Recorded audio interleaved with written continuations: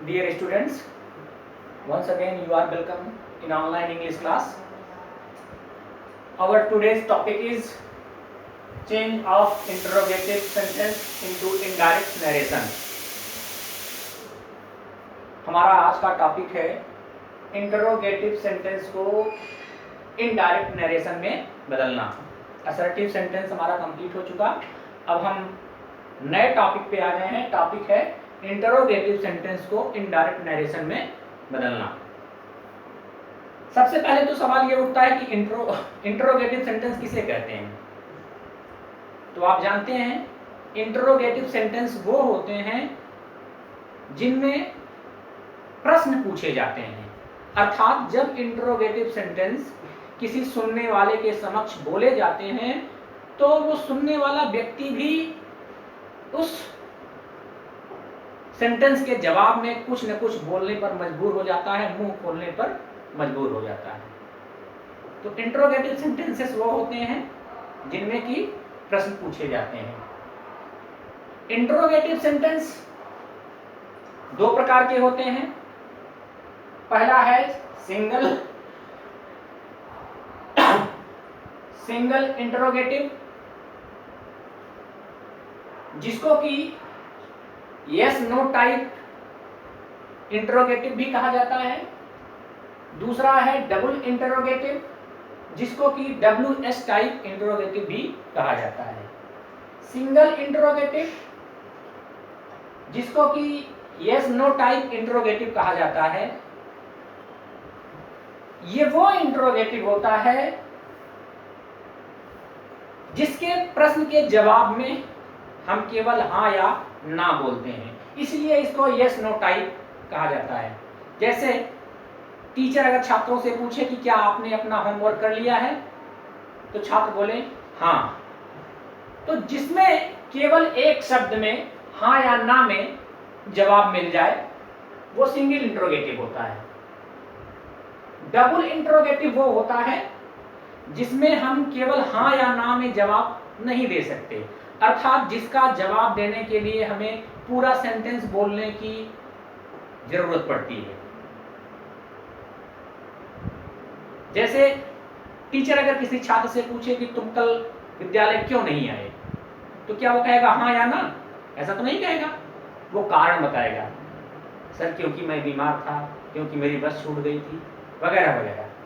तो single interrogative जिसका जवाब हाँ या ना में दिया जा सकता है। डबल इंटरोगेटिव जिसको कि WS टाइप भी कहा जाता है, इसका जवाब हाँ या ना में नहीं दिया जा सकता। छात्रों, जैसे इंटरोगेटिव सेंटेंस दो प्रकार के होते हैं, सिंगल इंटरोगेटिव और डबल इंटरोगेटिव, उसी प्रकार से दोनों ही सेंटेंसेस को डायरेक्ट से इनडायरेक्ट में बदलने का तरीका भी दो प्रकार का होता है, अलग अलग होता है। अर्थात सिंगल इंटरोगेटिव को इनडायरेक्ट में दूसरे तरीके से बदलते हैं और डबल इंटरोगेटिव को इनडायरेक्ट में कुछ दूसरे तरीके से बदलते हैं। ऐसा नहीं है कि सबको एक ही डंडे से हाथ दिए, तो ऐसा नहीं करेंगे। सिंगल इंटरोगेटिव में दूसरा तरीका है, डबल इंटरोगेटिव में दूसरा तरीका है। तो सबसे पहले हम सीखेंगे सिंगल इंटरोगेटिव को इनडायरेक्ट में बदलना। सिंगल इंटरोगेटिव को इनडायरेक्ट में बदलना। तो आज हम यहां से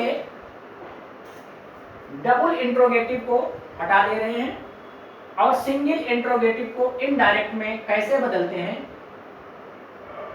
इस पर आगे बढ़ेंगे। ये कुछ सेंटेंस आपके सामने मैंने लिखे हैं। पहला सेंटेंस है He said to me, Do you like poetry? Interrogative sentences की सबसे बड़ी पहचान ये होती है कि इनके अंत में क्वेश्चन मार्क होता है। अगर क्वेश्चन मार्क लगा हुआ है तो आप जान लीजिए कि दिया गया सेंटेंस इंटरोगेटिव सेंटेंस है। तो He said to me, Do you like poetry? उसने मुझसे कहा कि क्या तुम्हें काव्य पसंद है। अब देखेंगे इसको इनडायरेक्ट में कैसे बदलते हैं। तो सिंगल इंट्रोगेटिव को इनडायरेक्ट में बदलने के लिए सबसे पहले हम रिपोर्टिंग वर्ब सेड अथवा सेड टू को आस्क्ड या फिर इंक्वायर्ड ऑफ में बदल देते हैं। रिपोर्टिंग वर्ब सेड अथवा सेड टू को सबसे पहले आस्क्ड या फिर इंक्वायर्ड ऑफ में बदल देते हैं।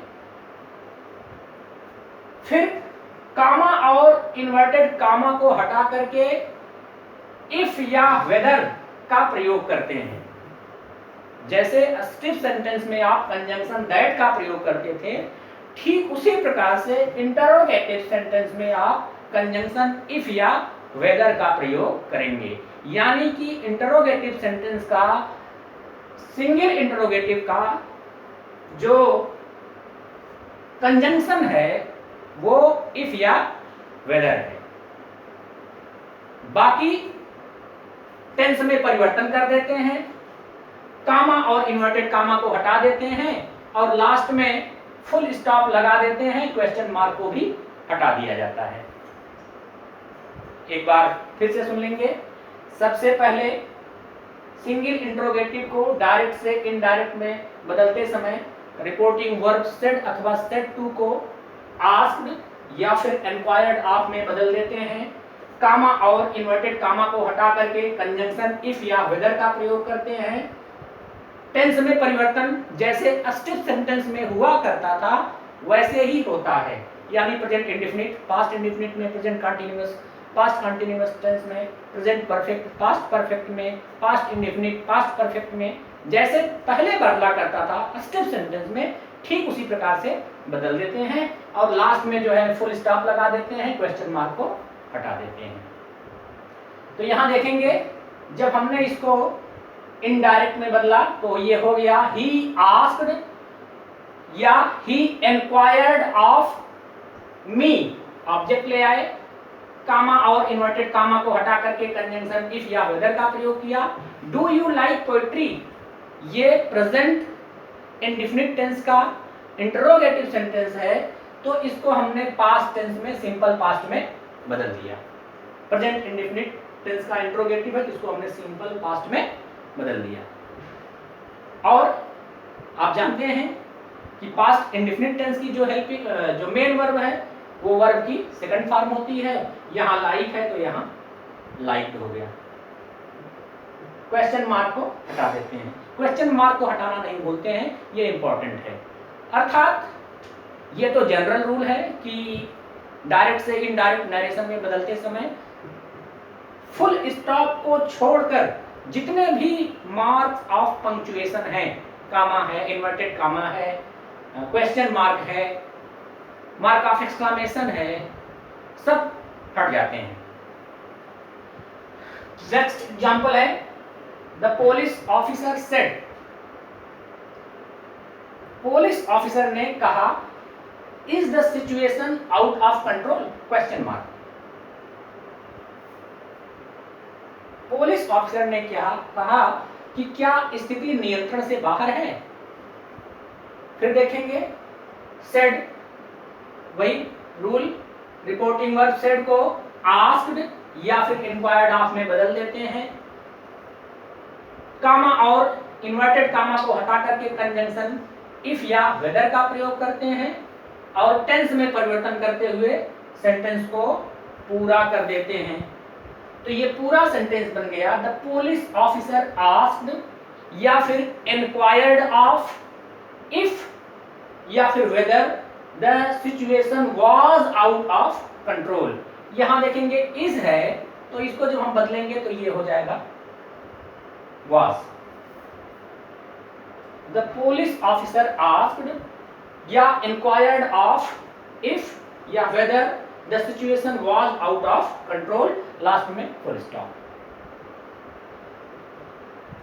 नेक्स्ट एग्जांपल है the bank cashier said have you got all your money। यहां the bank cashier को वैसे ही लिखा, सेड को हमने आस्क्ड में या फिर इंक्वायर्ड ऑफ में बदल दिया। कामा और इन्वर्टेड कामा को हटा करके इफ या वेदर ले आए, प्रोनाउन में परिवर्तन किया, यू जो आया है वो सुनने वाले के लिए आया है तो इसको हमने आई में बदल दिया, और यहां देखेंगे हैव यू गॉट है तो हैव का हैड हो गया, whether I had got all my money. फिर से सुन लेंगे, रिपोर्टिंग वर्ब सेट को आस्क्ड में या फिर इंक्वायर्ड ऑफ में बदल देते हैं, कामा और इन्वर्टेड कामा को हटा करके कंजंक्शन इफ या वेदर का प्रयोग करते हैं, और टेंस में परिवर्तन करते हुए पूरा सेंटेंस लिख देते हैं, प्रोनाउन में भी परिवर्तन करते हैं, ठीक वैसे जैसे कि एक्टिव सेंटेंस में किया करते थे, और लास्ट में फुल स्टॉप लगा देते हैं। नेक्स्ट एग्जांपल है, the father said to the son did you spend all your money question mark. The father said to the son, पिता ने पुत्र से कहा, did you spend all your money, क्या तुमने अपना सारा पैसा खर्च कर दिया। तो देखेंगे द फादर को ऐसे ही लिखा, रिपोर्टिंग वर्ब सेड को आस्क्ड में बदल दिया, ऑब्जेक्ट ले आए द सन को, फिर यहां कामा और इन्वर्टेड कामा को हटा करके कंजंक्शन इफ ले आए, did you spend all your money, ये रिपोर्टेड स्पीच पास्ट इंडेफिनिट में इंटरोगेटिव है तो इसको हमने सिंपल परफेक्ट टेंस में बदल दिया, तो ये हो गया if he had spend all his money.